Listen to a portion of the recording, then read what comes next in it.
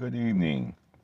Um, Glad to have all of our directors logged in, those who are going to be participating in tonight's seminar uh, on directing a network training center or a satellite school. And we're going to be talking about the various teaching methods that you could use for your study groups. Of course, those who study online, they're studying independently, following the guidelines in the study guide. But specifically for those of you who have chosen to become a satellite school or what we sometimes refer to as a network training center, you have your instructor's guides, and we want to just briefly go through some of the processes that may make your teaching and your center more effective. So tonight, let's talk about what teaching methods should I use. Now, a variety that is of teaching methods is probably not the best teaching method. No technique, however good, should be used exclusively or constantly. We see that successful teachers use many methods overlapping one with another and weaving all of them together to make learning a rewarding and pleasant experience. We also see an example of Jesus, that he used many teaching methods. For example, he gave lectures, he asked questions, he led discussions, he told stories, and taught object lessons.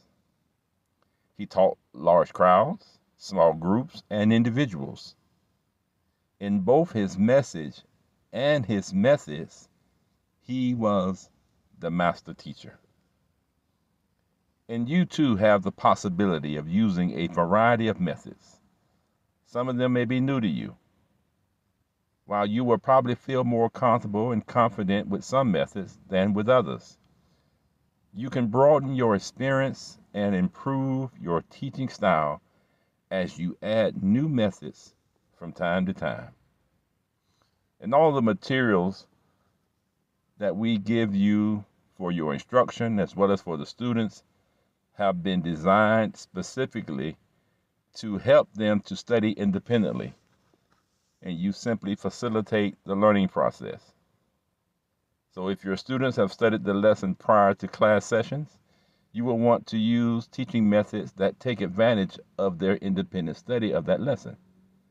And we will briefly explain some of the teaching methods going forward. You will also find discussion and question and answer methods especially help as you encourage the students to participate actively in the classroom learning experience. So you can use your students' research, and you can let them raise issues, let them ask questions, give answers, provide illustrations, and draw conclusions, and make life applications.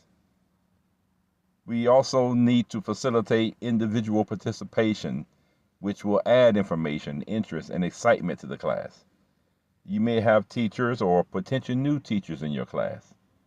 And since we tend to teach the way we are taught, this is an opportunity for you to teach by example how to effectively use a variety of teaching techniques. So let's talk about first the group study method. As I mentioned earlier, there are different ways to approach a study of the materials in the study guide. The lesson plans that you see outlined have been developed work best if your students study each lesson before coming to class.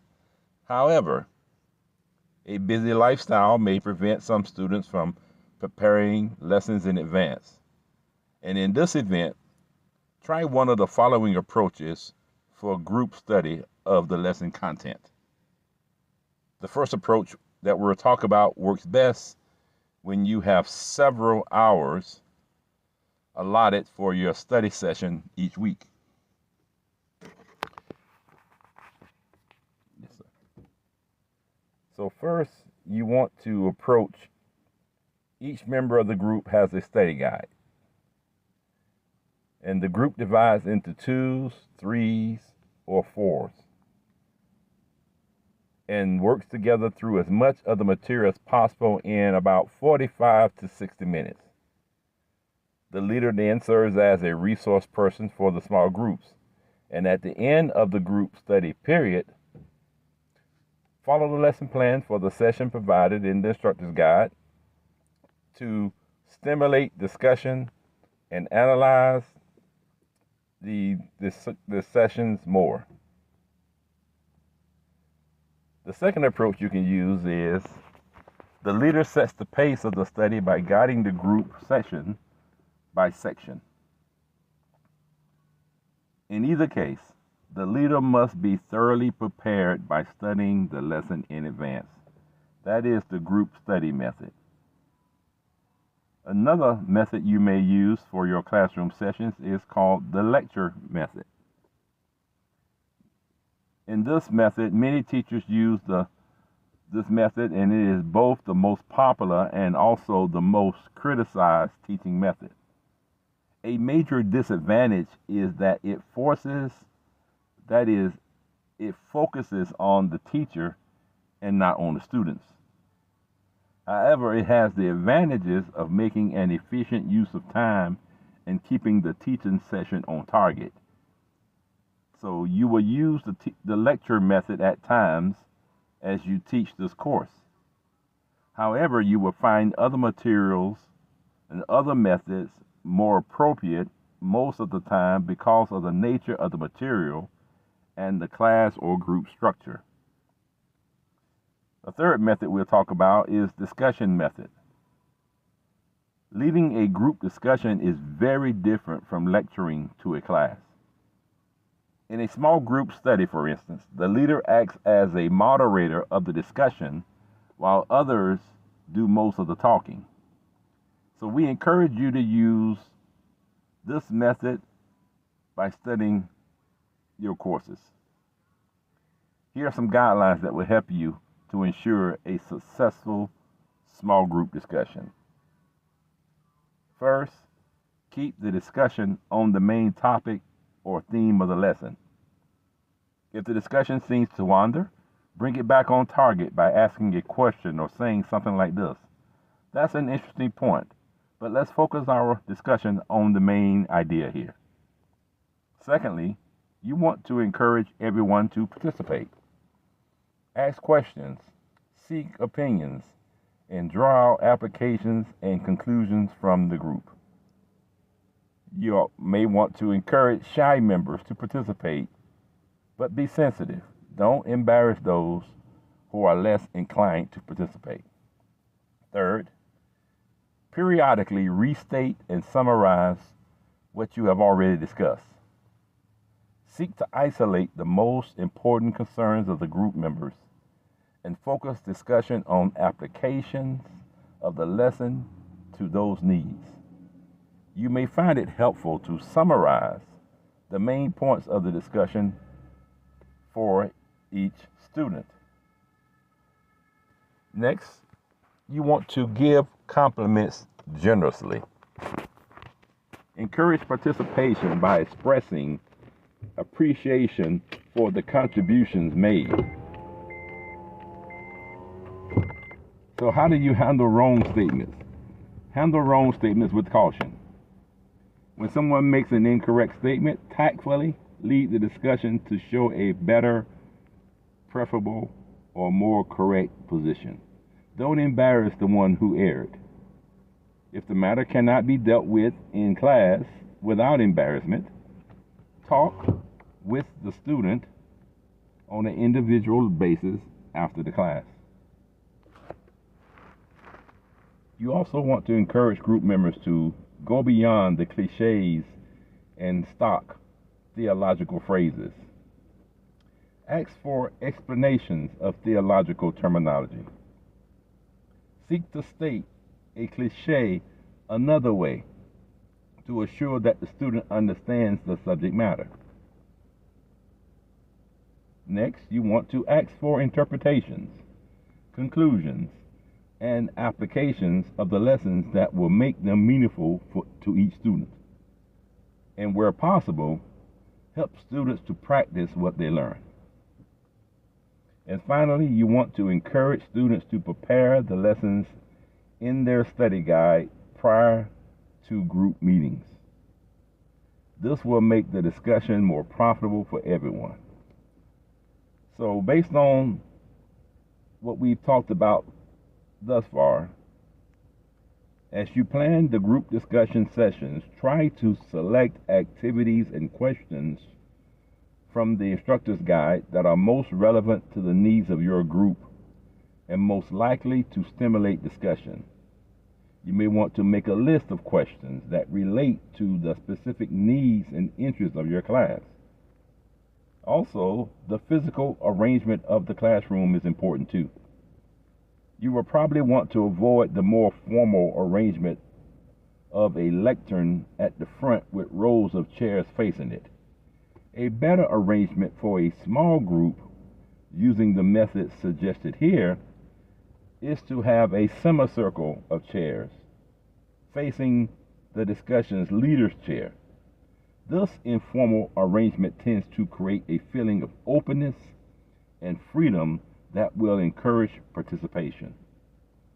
And if you use a writing surface, a video machine, or projector, they should be placed just behind the group leader's chair so that they are readily available. Let's talk about the question and answer method briefly. We see that Jesus used this method most effectively to gain attention and to stimulate thinking, to clarify or illustrate truth. Sometimes he used this method to advance arguments and apply the lessons. We see through the example of Jesus that we are taught to ask good questions and you will get good answers.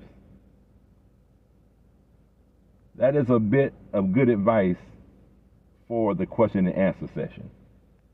Good questions are not always open-ended or pointless. They are purposeful and practical. Questions should point back to basic truths for answers. Try to avoid questions that have yes or no answers.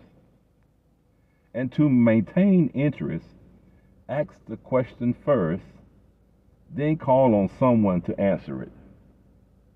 And questions should be clear and relevant by addressing who, what, where, and when. And questions that tend to get actual answers, like how and why, are more thought-provoking because they encourage reasoning and assessment. So learn to answer some questions with another question to provoke the inquirer to think through the matter.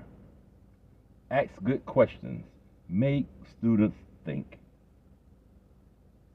So the question and answer method will be very effective in these studies when combined with discussion of lesson content in the group setting.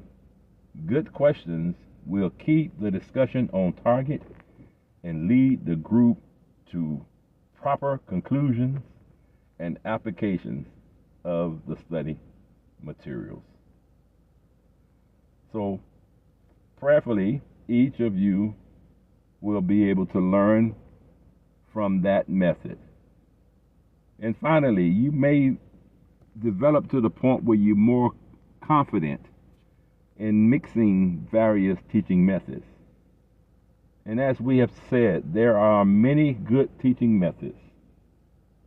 And you probably understand and have used several of them already. It is important that you employ a variety of methods as you teach in order to set a good example of teaching and communicating your message. So that's our discussion this evening about the various teaching methods that would be of help to you. And as you experiment with the different methods, which we have talked about tonight, we talked about the group study method, we talked about the lecture method, we talked about the discussion method, the question and answer method, and we concluded with mixing teaching methods. I certainly pray that this will be an aid to each of our directors, and as you equip your teachers and also teaching your students who will be looking at you as an example of teaching if the Lord has directed them in that area of ministry. So I thank you for allowing me this opportunity to come into your home. I appreciate everyone's attention to these matters, and I pray that each of you will find good success as you strive to train, teach, and equip others for the kingdom of God. God bless you.